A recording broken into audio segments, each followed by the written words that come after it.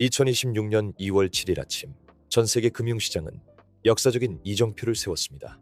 뉴욕 증시의 다우존스 산업평균지수가 사상 처음으로 5만 포인트를 돌파하며 자본주의 역사에 새로운 장을 열었습니다. 말 그대로 AI 축제가 벌어지고 있는데요. 그러나 이 화려한 숫자 이면에는 AI라는 신기술에 대한 막대한 자본 투입이 불러올 거품 우려와 그 신기술을 대비하기 위한 국가 간 자원 확보를 둘러싼 보이지 않는 전쟁을 벌이고 있고, 이것은 결국 이기주의적 보호무역이 교차하며 복잡한 긴장감을 형성하고 있습니다. 현재의 경제 지형은 19세기 철도 광풍과 1930년대의 보호무역 전쟁이 21세기형 디지털 패권 경쟁과 결합된 형태로 보여지고 있습니다. 오늘 동영상에서는 이러한 주요 경제 소식을 중심으로 현 상황을 진단하고 이를 관통하는 역사적 교훈과 향후 전망을 심층적으로 분석해보고자 합니다. 2026년 2월 6일 뉴욕 증시는 3일간의 기술주 매도세를 딛고 강력하게 반등하며 다우지수가 5만 137포인트로 마감했습니다. 이는 심리적 저항선인 5만 선을 처음으로 넘어선 것으로 시장은 AI 수익성에 대한 일각의 회의론을 일단 불식시키고 기술 혁신에 대한 강한 신뢰를 보낸 것으로 평가됩니다. 하지만 이러한 상승세는 소수의 빅테크 기업과 AI 관련 하드웨어 제조사에 집중되어 있으며, 이는 시장의 건강한 상승이라기보다는 특정 섹터에 의한 견인 효과가 크다는 점에 유의하셔야 합니다. 시장의 이러한 열광은 인플레이션의 완만한 하락과 미 연방준비제도의 금리 정책에 대한 기대감이 맞물린 결과라고 볼 수 있습니다. 현재 미국 기준금리는 연 3.5에서 3.75% 수준으로 지난 12월 0.25%포인트 인하 이후 동결 상태를 유지하고 있습니다.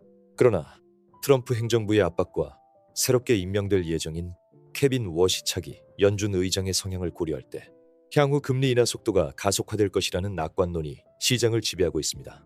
특히 워시 의장은 과거 뉴노멀이라 불리던 저성장 기조를 타파하기 위해 적극적인 통화 정책을 지지해온 인물로 시장은 그의 체제 변화 가능성에 촉각을 곤두세우고 있습니다.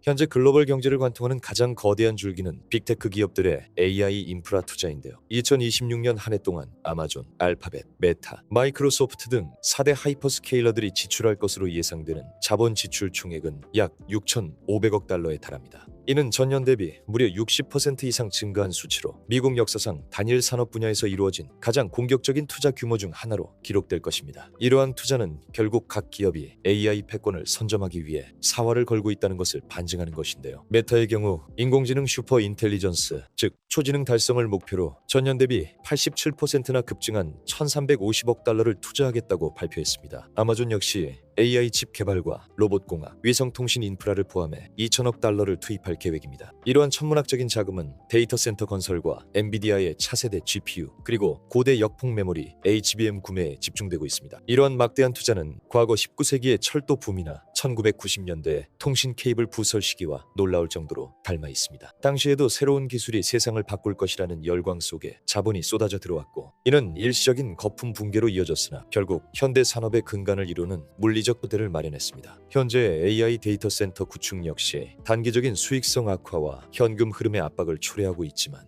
장기적으로는 인류의 생산성 곡선을 한 단계 끌어올리는 디지털 기반 시설이 될 것으로 전망되고 있습니다. 경제학적 관점에서 현재의 AI 열풍을 이해하기 위해 가장 적절한 역사적 사례는 1840년대 영국에서 발생한 철도 광풍입니다. 1830년대 조지 스티븐슨의 증기기관차가 상업적 성공을 거두자 영국인들은 철도가 운송과 통신을 혁명적으로 개선하여 문명을 바꿀 것이라고 확신했습니다. 당시 영국의 상황은 현재의 AI 시장과 세 가지 측면에서 유사합니다. 첫째, 기술적 신비주의와 낙관론입니다. 당시 언론들은 철도가 인류를 하나의 가족으로 묶고 수명을 2배로 늘려줄 것이라고 찬양했는데, 이는 오늘날 AI가 모든 질병을 치료하고 노동을 해방할 것이라는 주장과 궤를 같이 합니다. 둘째, 저금리 환경입니다. 1844년경 영국 중앙은행은 금리를 2%라는 역사적 저점으로 낮추었고, 갈 곳 잃은 자본들이 고수익을 보장한다는 철도 주식으로 몰려들었습니다. 셋째, 무분별한 과잉 투자입니다. 1846년 한 해에만 260세 개의 철도 회사가 인가를 받았으나 이 중 상당수는 실제 철도를 건설할 능력이 없거나 사기성 짙은 유령 회사였습니다. 철도 거품은 1847년 금리 인상과 함께 붕괴했으나 이 과정에서 건설된 수천 마일의 철로망은 영국의 산업혁명을 완성하는 결정적인 역할을 했습니다. 오늘날의 AI 투자 역시 기업들의 부채 증가와 주가 변동성을 키우고 있지만 그 결과물인 초거대 데이터 센터와 알고리즘은 미래 경제의 핵심 인프라가 될 것입니다. 다만 현재 AI 투자가 GDP의 약 1.2에서 4% 수준에 도달하고 있어 과거 철도 투자가 미국 GDP의 6%에 달했던 수준에 육박하고 있다는 점은 향후 조정의 폭이 작지 않을 것임을 시사하고 있습니다. 이러한 경제 지표의 화려함 뒤에는 생존을 위한 자원 확보 전쟁이 치열하게 전개되고 있습니다.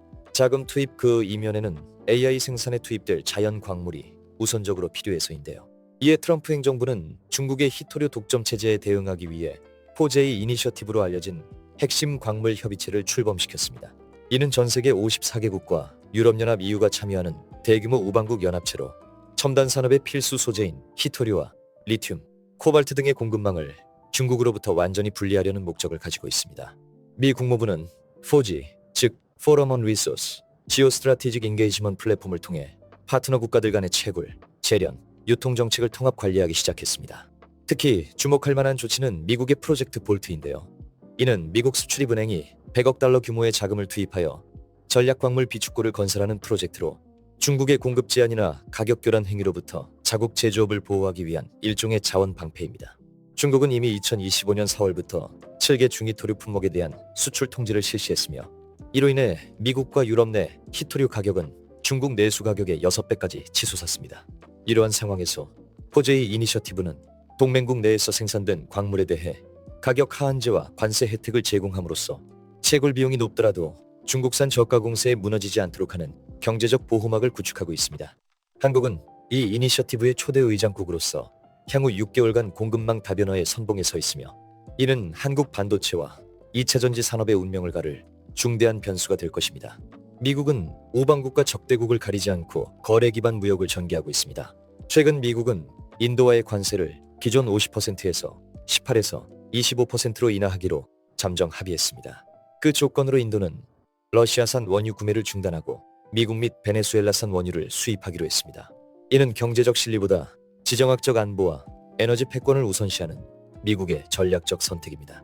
반면 한국에 대해서는 자동차, 목재, 제약 분야에 대해 25%의 관세 인상을 위협하고 있습니다.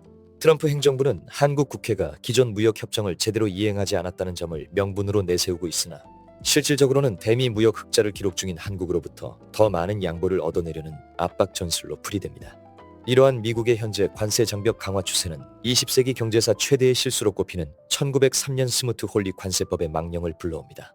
당시 미국은 대공황 초기 자국 농민과 제조업을 보호하기 위해 2만여 개 수입 품목에 평균 40에서 60%에 달하는 살인적인 관세를 부과했습니다. 1020명의 경제학자가 허버트 후버 대통령에게 거부권 행사를 요청하는 연명 서한을 보냈으나 정치적 포퓰리즘에 휘둘린 행정부는 법안을 강행했습니다. 그 결과는 어땠을까요? 이 법안의 결과는 재앙적이었습니다. 캐나다, 영국, 독일 등 주요 무역 파트너들이 즉각적인 보복 관세를 선언하며 전 세계 무역량은 단 4년 만에 65% 이상 급감했습니다. 이는 미국의 고용을 보호하기는커녕 전 세계적인 수요 위축을 불러와 대공황의 기간을 10년 이상 연장시켰습니다. 더욱이 경제적 파탄은 유럽에서 파시즘과 나치즘이 득세하는 결정적인 원인이 되었고 결과적으로 제2차 세계대전의 비극으로 이어졌습니다. 현대의 정치 지도자들이 자국 우선주의를 외치며 관세 장벽을 높이는 행위는 당시와 마찬가지로 글로벌 공급망의 효율성을 파괴하고 잠재적 성장률을 갉아먹는 근린 궁핍화 정책이 될 위험이 매우 높습니다. 지금의 글로벌 경제는 거대한 기술적 진보와 퇴행적 보호 무역이 공존하는 불확실성의 시대입니다. 다오만 시대라는 장밋빛 전망에 취해 있기에는 그 아래의 거품과 지정학적 지뢰밭이 너무도 위험합니다. 이에 과연 어떠한 것들이 지켜져야 하는지 참고 자료를 통해 이야기해보겠습니다. 첫째, 기업들은 AI 인프라 투자에 있어 수익성이라는 본질을 잊지 말아야 합니다. 1840년대 철도 광풍의 교훈처럼 인프라는 구축되는 과정보다 그것이 어떻게 실질적인 생산성 향상으로 연결되느냐가 중요합니다. 자본 지출의 효율성을 극대화하고 하드웨어 중심의 투자를 넘어 소프트웨어와 디자인 서비스에서 부가가치를 창출하는 전략으로 전환해야 합니다. 둘째, 정부는 자원 안보를 외교의 최우선 순위에 두어야 합니다. 포제이 이니셔티브와 같은 다자간 협의체에서 한국의 목소리를 키우고 공급망의 탈중국화 과정에서 발생하는 비용을 최소화할 수 있는 정교한 무역 전략이 필요합니다. 특히 미국의 관세 압박에 대해서는 에너지 구매 확대나 투자 유치와 같은 트랜잭션 기반의 유연한 협상력을 발휘해야 합니다. 셋째, 중앙은행과 금융당국은 가계부채 관리와 환율 안정이라는 두 마리 토끼를 잡기 위해 일관된 메시지를 전달해야 합니다. 일시적인 지표 안정에 속아 금리를 성급히 내리기보다는 경제 전반의 구조적 개혁을 유도할 수 있는 신중한 통화 정책을 유지해야 합니다. 동시에 가상자산과 이커머스 등 디지털 경제 영역에서의 소비자 보호와 보안 표준을 강화하여 시장의 신뢰를 회복해야 합니다. 결국 역사는 우리에게 가르쳐 줍니다. 광풍은 지나가고 남는 것은 인프라와 그 위에서 꽃 피울 새로운 산업입니다. 2026년의 경제 격변기는 누군가에게는 자산 증식의 기회이겠지만 준비되지 않은 주체에게는 가혹한 조정의 시기가 될 것입니다. 지금이야말로 숫자의 화려함보다는 그 이면의 역사적 흐름과 지정학적 구조를 읽어내는 통찰력이 가장 필요한 시점임을 우리는 잊지 말아야 할 것입니다. 이상 경제적 인간이었습니다. 끝까지 시청해주셔서 감사합니다.